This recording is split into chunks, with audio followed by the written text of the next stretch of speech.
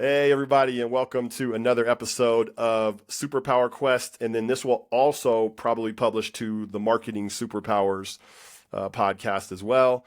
I get the honor to interview my friend Audrey Kerchner, who is the co-founder of Inkema Marketing. And one thing that she wants you to know about her is that integrity is important to her, and keeping her word and being true to her word is where we're going to start. But Audrey, welcome to the show. I love doing these, and I always love my conversations with you, Joni. So whether it's just us or it's us and everybody else, I'm excited to do it.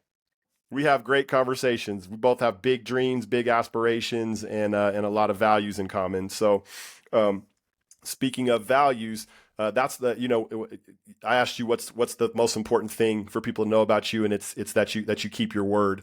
Can you tell us a little bit about how you came by that value, and why it's important to you?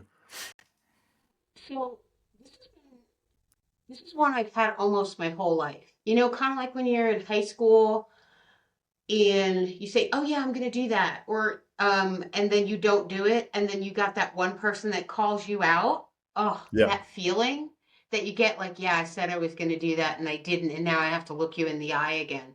So yeah, I'm not the kind of person that avoids people. I've learned that avoidance is really not healthy, not good for us. So I just decided to eliminate the whole thing, and I'm very careful about what I say I'm going to do because yeah, I know I'm going to do it. And so I'm very specific. And I think, gosh, that's been like the one thing that's helped me in my career. Back when I worked in corporate, that's how I got promoted. Um, and then today with my own business, my number one lead generator yeah, is my existing clients. They refer yeah, me. yeah. And I think it's because of that, right? I may not blow the doors off of everything I do, but I do everything I say I'm going to do on their behalf. Yep, and I think that's what people work. That's what people look for, and that is actually a part of what drew me to you. And it's a part of the reason we're doing business together. I'm very careful about the people that I do business with. So for everybody out there, Audrey's actually helping me personally with a marketing campaign for my book, The Superpower Quest, and so that's something, as you're following the Superpower Quest newsletter and podcast. You'll be seeing more and more about how she's helping me to do that, because we're engaged in kind of a partnership to make that happen as an experiment to see if we can get 300 people to 300 sales for the book. So that's a little bit of background, as far as integrity, and we're going to get into your origin story and you know uh, you know the specifics of kind of your superpower and how that superpower applies to your work in the world of marketing. So the first thing I want to start with is you took the Superpower Quest. Do you remember what you tested as in the Superpower Quest? If you don't, I'll remind you. But I'm wondering if Oh, you please remember. remind me.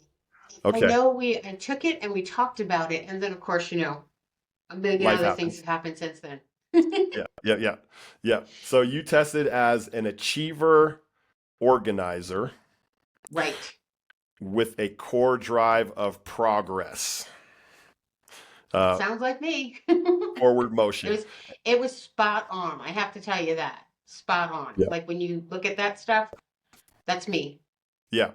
And that is actually, it's funny because when I was thinking about, okay, what does the perfect marketer look like in my mind? That's what it looks like. A person with a disposition to action first, but then a disposition to system second, means Yeah. that they're going to execute consistently and get results. So progress is the core drive. Achiever, organizer is the hero, the hero type. Um, and just tell us about, like, early on, like how have you um, learned your superpower, right? Like how have you learned to kind of work with it and cooperate with it, and then how did you end up in the world of marketing? So let's go all the way back.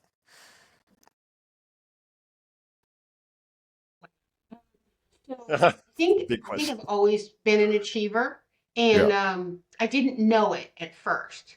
Like I would always do things, and people would do other things. I was like, oh, I did way more. Mm-hmm. I probably did more than I needed to. And when you're young, you want to try to blend. So I actually kind of pulled it back a little for a very, very long time. Um, until I hit corporate, where ironically, um, it helped me land my first large job. I started working at a Fortune 500 publicly traded pharmaceutical company. And back in those days, you didn't get in the door without a degree. I did. Yeah. Yeah. I figured it out, right? The people that I worked with loved me. They didn't care. I didn't lie. And then I got in, I got promoted. I left there 10 years later. I did have a degree by that point because that was something I wanted to achieve, but they paid for it, right? They paid for 90% of it. So I used the tools that were given to me. Went and worked at a New York City ad agency, Yep. based off of that, based off of my reputation coming out of that company. But how I got into marketing was just, I don't know. I think it was the want what I wanted was for people to understand what it is that the companies I worked for did, right? Yeah. Like who we were serving, how we were helping. And marketing just felt like a really natural fit, because marketing is not just um, design and pretty things. Like that's not the approach I take to it. It's actually psychology, which is actually what I minored in, right? Really? I majored in business management, minored in psychology. And so when I look at marketing, I look at the people, I look at how they're going to react to things, and I use my power for good, right? Yep. I don't try to manipulate, Yep. I educate. And then it's like, you have all the facts in front of you. We understand how this is emotionally going to affect you, your family, your life, regardless of what it is, whether it's a pair of shoes or it's medication. Now you need to make a choice. And that's Yeah. the way that I see it. And I think that's ethical marketing done from that perspective. We're just not splattering things against a wall. Yep. And then the agency, wow, loved it, but it was just so incongruent with my values, right? Had Ooh. family, they wanted 80 hours a week from me, and I was like, can't do it. Things happened in life. And so I was like, you know what? I'm gonna go do this my way. And that's when, so 15 years ago, I left the agency and I started Inkama. It wasn't Inkama at the time. I went a lot smaller, right? It was Yep. my studio. But then we rebranded, and we are where we are today with our clients. But always from the beginning, I was like, I'm going to take that big, all the learnings from the Fortune 500 and the big agency world, and I'm going to bring that to the small business because they don't have it, right? Mm. Those people paid us millions and billions of dollars to market those products. And I was like, you know what? Small businesses probably deserve that and more, just not at Yeah. the same price tag. So Yeah. that was my goal when I started my business. That sounds like calling a little It bit. is. It feels like a calling, right? Yeah. People think, oh, how could marketing be a calling? I'm like, no, no, no, no. When you really pull the covers up and you look at how you're affecting entrepreneurs' lives, it's a calling. I'm gonna send a shout out to my friend Kenny Katzgrau actually, who told me he runs a hyper local magazine in an area of Jersey called Red Bank, and he's successful in an industry that's having a hard time. And they're supported by advertising. This will connect in just a second. They're supported by advertising, but he told me that he's very effective at selling advertising within his small community of small businesses because he it's a sense of calling and he's deeply interested in the stories of people. And so he told me a story about a guy that he was trying, talking about this guy about a potential advertising campaign, and he just asked the dude, well, what do you want? And the guy was like, really? My back hurts. And I need to grow. He had back problems and he's like, I need to grow to the size where I can hire enough people. He was like a landscaper or something, where I can hire enough people to help me so that I can go easier on my back. And so my friend Kenny was like, all right, I'm going to help you. I'm going to help you fix your back. Right. Like that's calling. That's Hence the that through line. calling. Right. Yeah, Yeah, absolutely. totally. I When thought you you when might you enjoy that do that story. and the advertising successful and the landscaper can hire people, gosh, that feeling of knowing you impacted someone's life, there's nothing like it. Yeah, it's so That's much really better to cool. have that as a calling and your higher purpose than just to Yeah. make money because I think if you create value in the world for people and actually help people and love people and take care of people, the money Yeah, comes. it does. Yeah. It does. And I think the calling is what helps you stay consistent. Because Yeah. honestly, when you boil it down, marketing is boring. You're doing Hmm. the same thing over and over and over again. One for this company, one for that company, and they're all specialized, but then you're doing it over again. And it's like, why am I doing this? Money Yeah. doesn't satisfy that ability to move forward and continue. It's got to be something deeper than that that keeps you moving forward. Man, that's so good. And I'm gonna circle and underline something you just said that I think is maybe even core to helping us understand marketing. You said marketing is boring. Ugh. And what I hear when you say that is that marketing is execution. It's execution. It's consistent execution over time. It's boring. It's not necessarily fancy. And in a world where there's all these bells and whistles and options and try this and do this and this will work, you do this and it'll boost your views by 1,000,000%. And you know what I mean? Like there's all these, everybody's promising, go get on YouTube. Everybody's promising everything all the time. And I think what I loved about you is you have this kind of quiet confidence of like, nah, I know how to execute. Yeah. Well, and that's the Like, thing is to get to that blip where the anomaly hits for that million users, there was all this work that was probably done over several years to get to that one point. And you see it with anybody who's excellent at what they do, right? You see the shining moment. You don't see all the boring, consistent grind that went into getting to that point. That point never happens overnight. I don't, you can interview a million people that had that point and they will tell you the same thing, right? There was a yeah, grind to get up to that. yeah, And so that's part of what I do is offload that grind from my clients, right? It's like yeah, you want someone to grind, we will grind for you. And then that's where that whole, I do what I say I'm going to do. If I'm giving you 2 articles per month for search engine optimization, you are getting them. yeah. Yeah, I think that's some for some people, especially my small to mid-sized business owners in the on the audience. That's going to resonate. Like, let me have your grind. You don't keep the grind. Let me have the grind because we know how Yep. to grind because You you're have your built grind. to grind and to be consistent and to do what Oh, you say you're going to do for the people that you serve. Now, how do you stay joyful in that? Like, how does it not end up bringing you down? Right? Like, I think that's a fair question. How does the grind not? question like, how do I do it? I mean, aside from, it being a calling, it's kind of like the stories like Ken from Red Bank told you, right? It's those little things where a client says, oh, guess what happened? X, Y, and Z happened. Um, it's having conversations with people like you, like, I want to do these things. I'm gonna invest in a relationship with us. And I'm like, wow, that is awesome. And that recharges me. And then I go and recharge my team. Like so it's those little things. And then ironically, what really helps me a lot is the data. Yeah, I've said this between you and I'm a data girl. You know why? yeah, Because sometimes I don't get it anecdotally from the client, right? yeah, Sometimes I'll get the opposite. They'll be like, "Oh, I don't think things are going well." I'm like, "Well, your data begs to differ because guess what?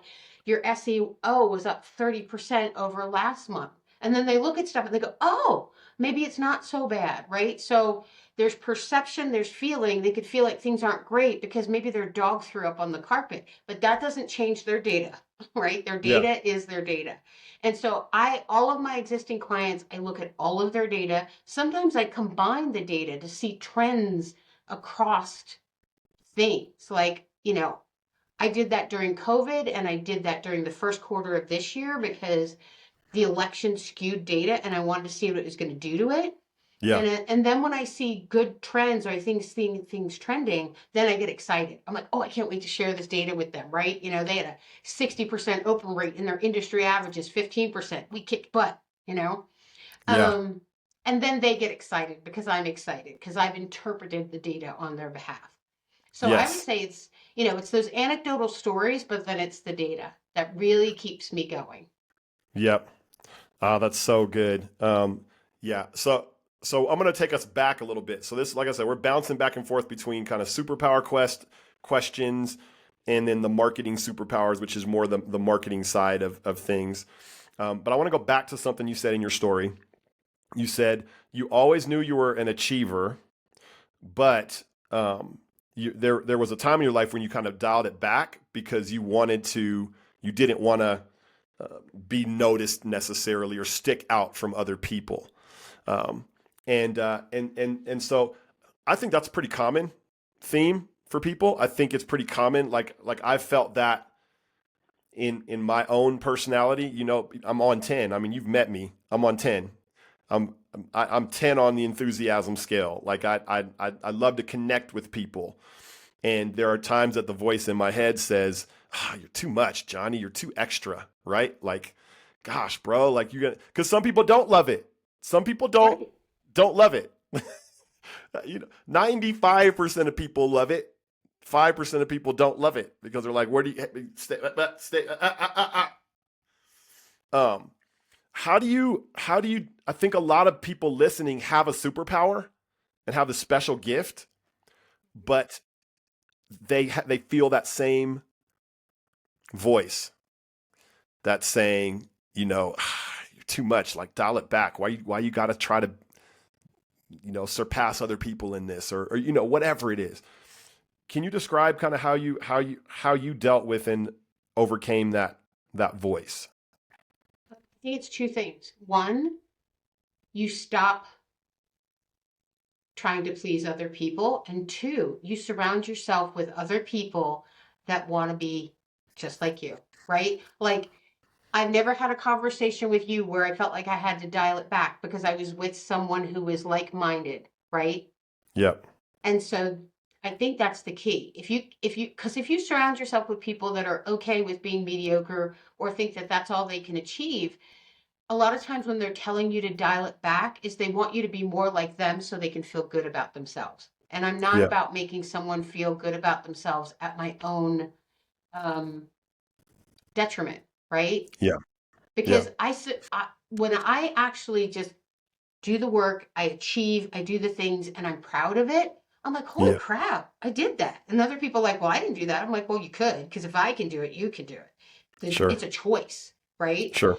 And so I want to be around other people that make that choice, that decide that they're going to push themselves to see how far they can go and be Yeah. okay with failure and be okay with asking questions. I remember I worked with a woman and I said to her, I said, it's okay to ask questions. She goes, no, it's not.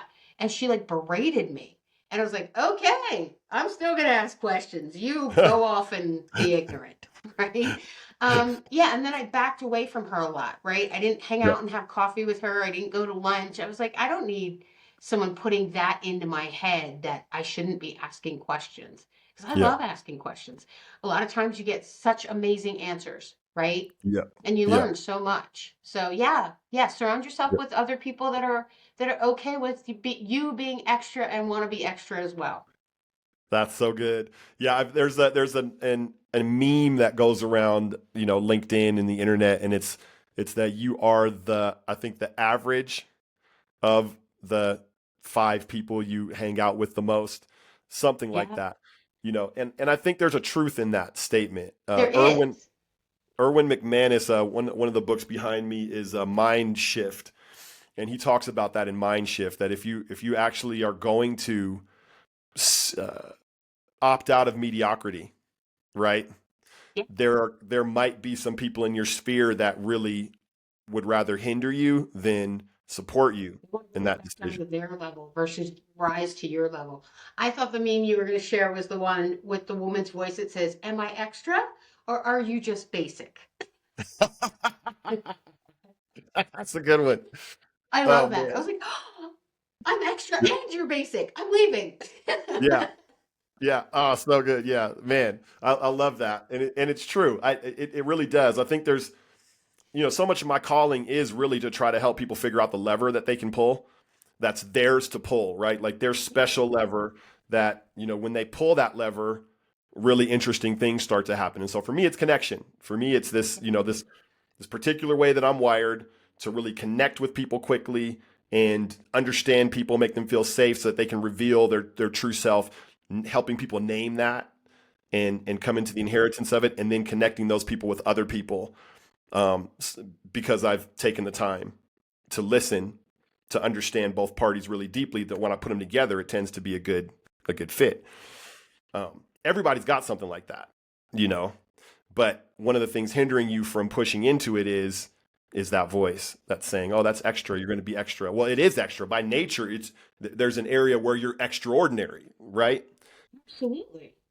The other way Yeah, to think about it too is if you didn't listen to that calling and if you weren't extra, because when you put it out there, like you said, there are people that receive it and they like it. yeah, They need it, right? They're like, "Oh my gosh, I'm so glad I met you. I'm so glad you're doing what you're doing." Imagine if you didn't. What would happen to that other person, right. right? So for all those people that want you to tone it down because they're not comfortable, there's a bunch out there that are asking you to amplify it even more because they Yeah, need it, right? They're willing to go all in too. They're looking for you. yes, So that's the other way to think about it, especially when that voice starts, you're like, nope, got to go help serve those people that want me, and then just plow the rest of them away. yeah. So part of that for you then is like achieving and just being okay Mhm. with like I'm a person. I mean, what does that sound like? Tell me what that voice sounds like. What, like what there's an excellence that you bring to the world. And I know people don't like to brag about themselves, and so I'm not asking you, but I'm actually just trying to ask you to put a name Yeah. to the gift that drives you, right? And so what does that look like? What's interesting is it's not about being better than everybody else. The Hmm. way that I always think about stuff is how can I be better than who I was yesterday? And Sure. I always ask myself, it's like, okay, well, I'm going to try this. Let's see how far I get. How, and then I always surprise myself. Like, it's like I'm here and I try to go here, right? But then I make it here. And I'm like, wow, if Yeah. I didn't try that, I wouldn't have gotten here. Yeah. And so that's what really, I think, drives the achiever in me is like, Yep. and I've read books where they say like we don't come anywhere near close to our full potential. And I want Yep. to say, you know what? I'm going to try. I'm going to keep trying different things, and it's not just work. I do this through my whole life. My husband, my son, and my chiropractor, they call me crazy because like I do powerlifting and CrossFit, and like I outlift everybody else in my family. Yeah. And and girls aren't supposed to do that. I'm like, but I want to see. I mean, how much weight can I back squat beyond my body weight? And I don't care what they say what the average is. I want to know what I can do. It's Yes. just, and you know what?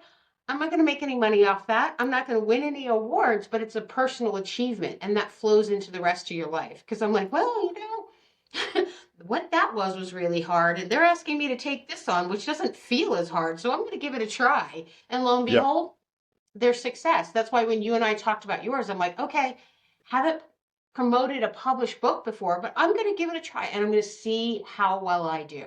I want to Yep. see how much I can do on your behalf, right?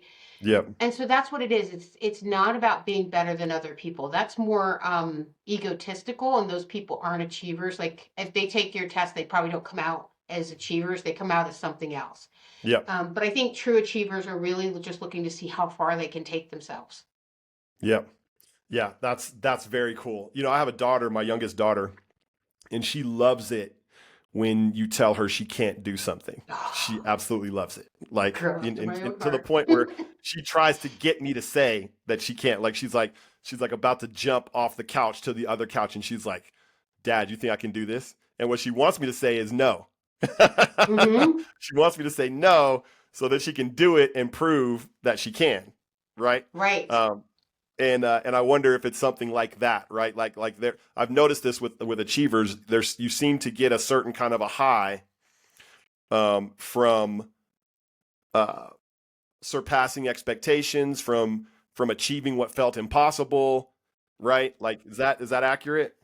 It is. It absolutely is. So in her case, what you might want to do is like, you know what? When you jump over, just keep your face out of the way in case you hit it, right? Because what that shows her is that you believe in her, and you're Yeah, like, I kind of foresee a little mishap over there, but if you're good, I'm good. Let's go. I've yeah, got I've got the first aid kit ready.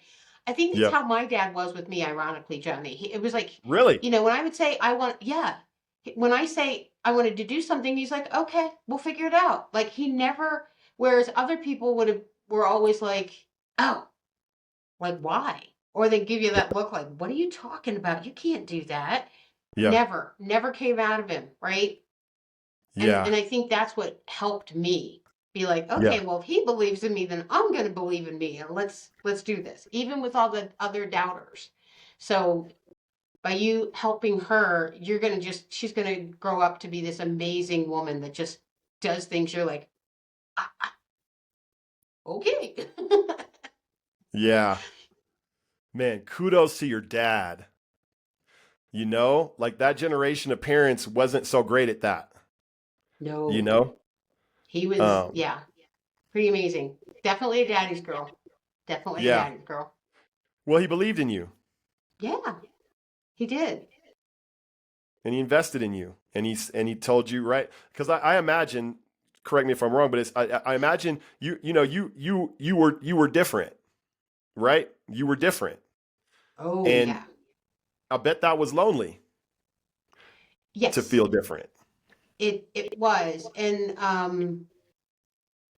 And awkward, and that's I think where I started pulling back a little between friends. And then you had the juxtaposition where my dad was like, no, do everything and anything you want to do, and my mom was like, no, you need to be a girl. Yeah. Yeah. And this is from that generation where women stayed home. And I was like, oh, Yeah. that's so not me. I have other Yeah. things I want to do. Yeah. So it was a weird juxtaposition. And so when, there would be times where I would just kind of veer off and talk to my dad, and mom never heard about that conversation. But yeah, I remember even before I met my husband, who's wonderful, I would date guys, and it was like a lot of them just it was stifling, Yeah. right? Because they weren't my dad, and I was expecting them to be my dad. Not Yeah. like, oh yeah, go out and achieve everything. They're like, no, no, no, you can't be better than me. I'm like, well then step it up, pal. And Yeah. and it Yeah. didn't happen. And so I remember like my mom saying to me once, it's like, well, I tried to tell your dad the way he's raising you, it's going to be hard for you to find someone. I remember hearing Yeah. that. I was like, oh my God, I'm talking to the wrong person right now. Yeah. Yeah. Yeah. But that's after I broke up with someone, and I was like, well, maybe I need to change. But luckily I didn't, right? Along with my achiever, I'm also extremely stubborn, which Yes. has helped me. So yeah, I think that's why I think when I said, you got to surround yourself with the right people, that's why it's so important, because people that love you can still give you bad advice because they don't Mm. understand the way your brain and how you work. Circle, underline that. People who love you can still give you bad advice Yeah, because maybe they don't understand themselves and maybe they don't understand you. right. Happens Yeah, all the if you're time. all the time, if you're not an achiever, how can you even understand the mind of an achiever? Like what drives and pulls us forward? Yeah. I can't, you know what I mean? I don't because that's not me, right? Like Mm, I'm not built that way, but I've been given, family that is. And yeah, then so how do I steward the hearts of my daughters? My daughters yeah. both have a lot of achiever and I've got a Well, son we who's can talk basically about that. I can give you advice. But I've I'll got a take really it. good friend that's similar to you, but she's a high nurturer. And I Yeah. asked her advice. I was like, okay, I'm not a nurturer. How do I do this? Right? I want to show compassion. I want to be there for somebody. But, she's like, here's what you do. Right? Yeah. But she and I are very good friends, right? Because Yep. I think she respects and understands me the way that I am, and she knows how caring I am. It's just not the same way she is. So, yeah, we Right. ask each other advice on that kind of stuff all the time, which is great. Oh, it's so good. It's so good. And I think probably one of there'll probably be like four or five kind of central points of this interview, but Yeah. one of them is going to be we keep coming back to the idea that um, you need a tribe. You need people around you Yeah. um, if you want to grow, right? And you're a progress person. I have a lot of progress in me. I want to grow. Like I think most Yeah. people want to grow. If you want to grow, you need to surround yourself with people who are going to facilitate, support, and challenge that growth or challenge you Yes. into growth Yeah. as opposed to people who are going to want you to opt back into mediocrity, right? Right. Right. Um, I yeah, agree. Yeah, it's definitely the tribe and it's a mix of people. They can't all be like you, but I think they have to yep, understand and respect who you are. And I think the key thing is they're like, oh gosh, yeah, you go do that. I'm gonna stand here in I'm gonna wait for you, right? I'm not gonna pull you back. I'm gonna help push right, you forward. I think that's the key. And then you can be yep, all the different types of people, right? yep, Analytic, nurturing, yep, achieving, crazy yep, pants, all that stuff, right? And yeah, authentic. I think a commonality, why I think you and I are connected and I'm connected with other people is that authenticity. It's like I know who I am. I just need help getting there and I need you to yep, help boost me because I'm afraid, right? And it's like, yes, great. Yeah, you want me to push you? You want me to, you know, make you tea? Like, what do you need?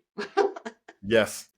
It's so good. And we're the same, we're the same, right? Because I need people like that in my life, Yeah. right? I'm trying to make moves. I'm trying to make like big moves. Um, so yeah, man, I'm gonna keep locking arms with other superheroes, other people who have that growth mindset. I said growth mindset, which is right, the desire to grow and to reach your potential. You definitely have that. And I would say an abundance mindset also, which is, um, you know, we're not we're not all just scratching to get our resources and Yeah. and selfishly focused in on our own interests, but actually a generosity mindset, a growth and abundance mindset. There's enough to go around, and I'd like to see you flourish as well, Yeah. right? I look for people Absolutely. like that too. Yep. You definitely have that, Audrey. You definitely have that way about you. Um, so as we're kind of beginning to wind down, uh, I'll probably have like five more questions, but I have two in my head right now. The first one is that leap. So that moment when you left corporate 15 years ago to start your own thing. Um, that sounds like a pretty big risk. Uh, you know, it must have felt a little bit scary. Can you tell us about how you navigated that period of life? Yeah.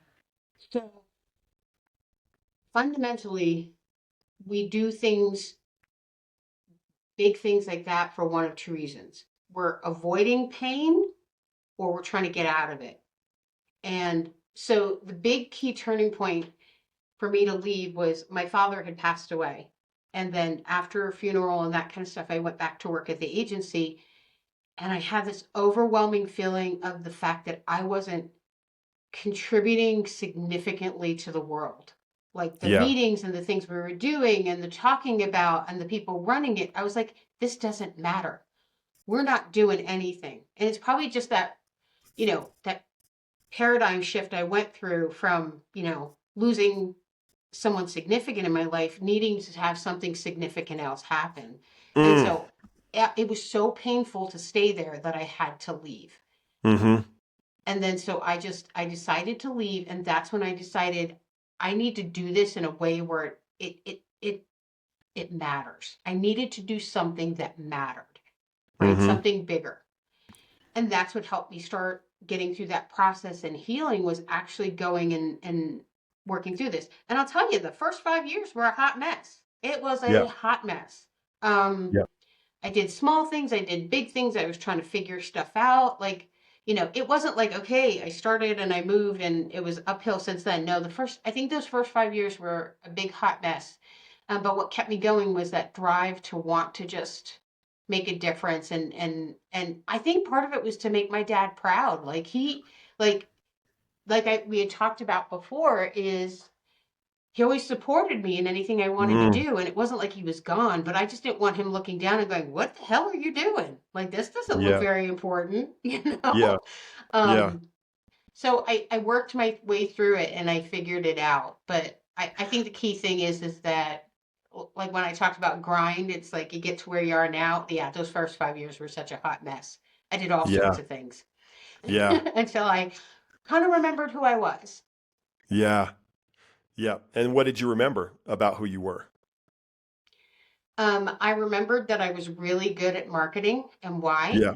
Like I was Yeah. thinking, oh, I need to get out of marketing altogether. I'm going to try Sure. something else. And then none of it fit well. I always felt like I was Hmm. wearing someone else's shoes. And Yeah. then I started working part-time for a print company because I had a marketing background. And he was okay. But then what happened was like he was doing things I didn't agree with. And then I left and I was like, you know what? All those people that I brought on board, I'm taking with me because they were mine. Like they were my customers in my Yeah. head, not financially mine. Yeah. Like I promised them that I would help them. And if I Yeah. left them there, they weren't going to get what they needed. So Yes. I remember the day after I left, I called every single one of them and said, I'm starting my own agency. I'm going out on my own. Come with me. And they were all like, we're there. And that Wow. was like, yeah, and that's where Inkamo was really born after those 5 years of churning. And then me going, you know what? I need to get back to my roots. And that's, I think, where the calling resurfaced. Yeah. And I was like, you Wow. know what? I'm taking these people with me because I need to take care of them. Wow. And then it all just Are- kind of flourished from there. Okay, so let me. There's a sequencing thing I need to get straight with that. So sounds like you left your corporate job, and then at some point you went and kind of rescued those clients that were kind of stuck in that corporate, right? And you pulled them out to take care of them. Was that? And then there was a 5 year kind of desert that you were in. What? It was the leave the corporate desert, and then the event happened where I was like, I need to take these people and take care of them. Yes, yes, yes, yes. So you came back for them after 5 years. Yeah. Yeah, And like I said, and they were like, "Yep, I'm sticking with you," because I had built that relationship. And then anything, within my power, I tried to do what I could to keep my word, even though, anybody who's worked in corporate knows you can say one thing and then the powers that be tell you to do something else. And I think that's where I was just like, nope, I'm out. yeah, that makes sense. Yeah, that makes total sense actually. Like, yeah, when you're working for someone else, Mm-hmm. your word can only carry so far Correct. if the folks above you aren't going to double down on allowing you to keep your word. Right. Right. And so you're not autonomous. So you value autonomy. Absolutely. I think if you talk to any entrepreneur who's really in it for it, you'll realize it's that autonomy and that flexibility is why they do it. Because otherwise, why would you? Right? Right. It's so much easier to go to work for someone else and have them tell you what to do and abdicate that authority. It's like, well, I do what they tell me to do versus like I'm the one in charge. I got to make it happen. How I make it happen. Um, so yeah, it's usually because you want that. Yeah.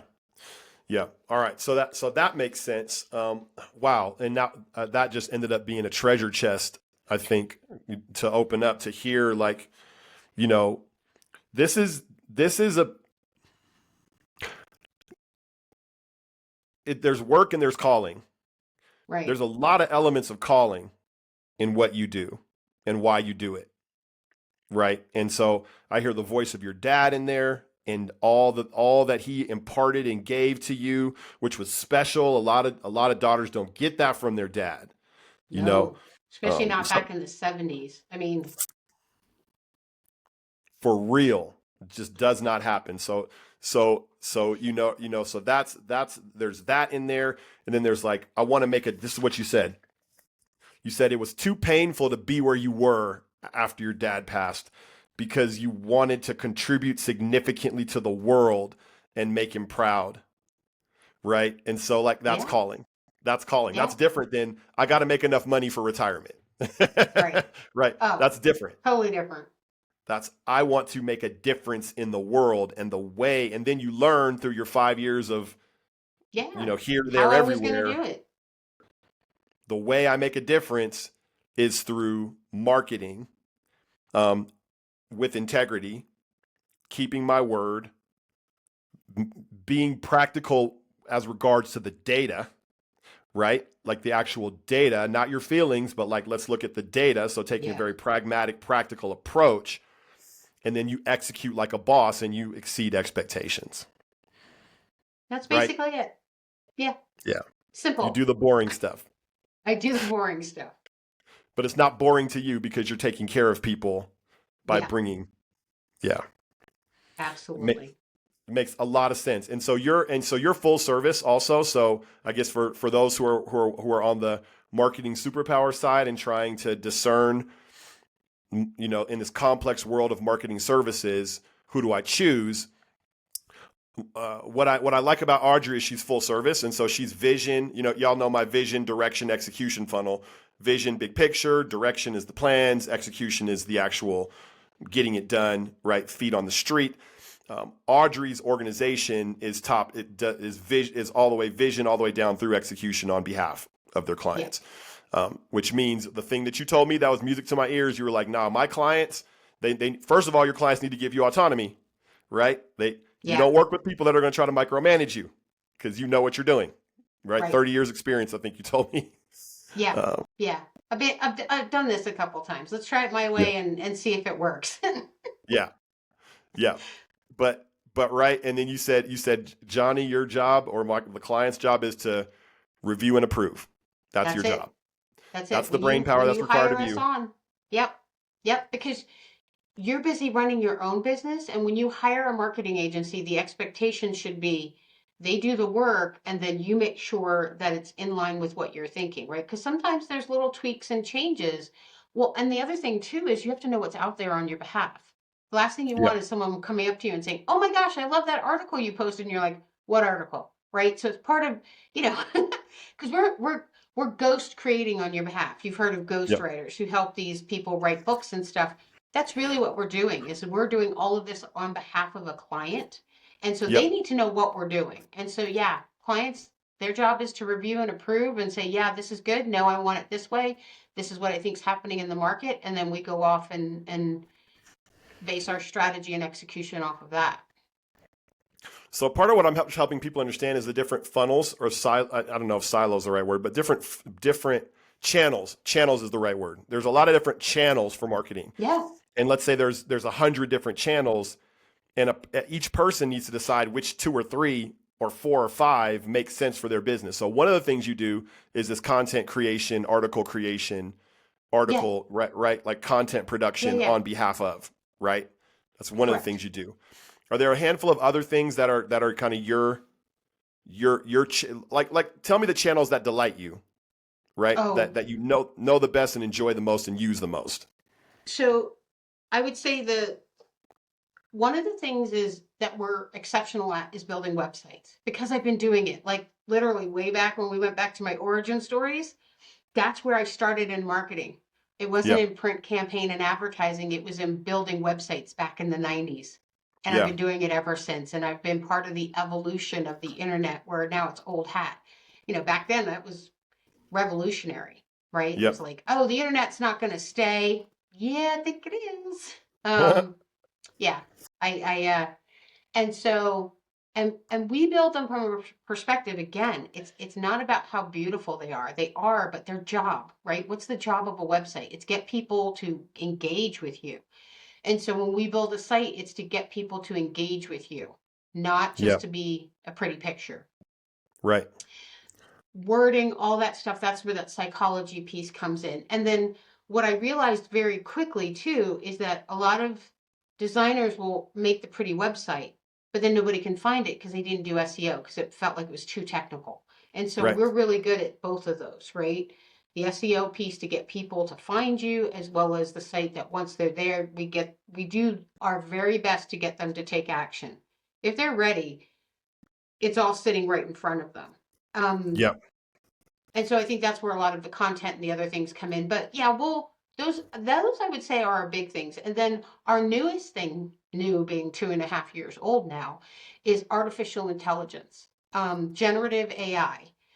So back when I built my first website and everybody was like, no, this isn't going anywhere. Why are we doing this? I don't understand it. I don't know how it, like, I was getting the same questions I get about artificial intelligence now that I was getting then.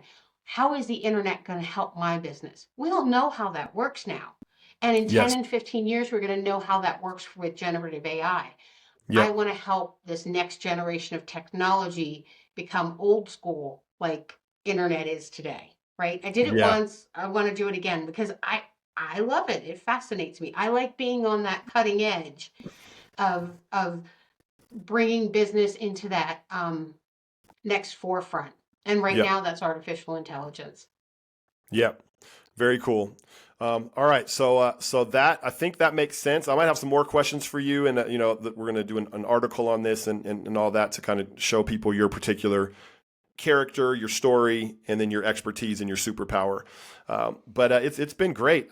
There's so much that I learned here. I've got a page and a half of notes, uh, and I think it'll be very useful for our listeners to hear about your superpower journey and about the particular marketing uh, services that you provide. So, Audrey, thank you so much for joining us today.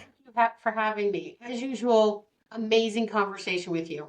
Amazing. Amazing. I just love it. Every time. And for everybody who's watching, until next time, that's another episode. That's a wrap. So I'll see you next time. Take care, everybody.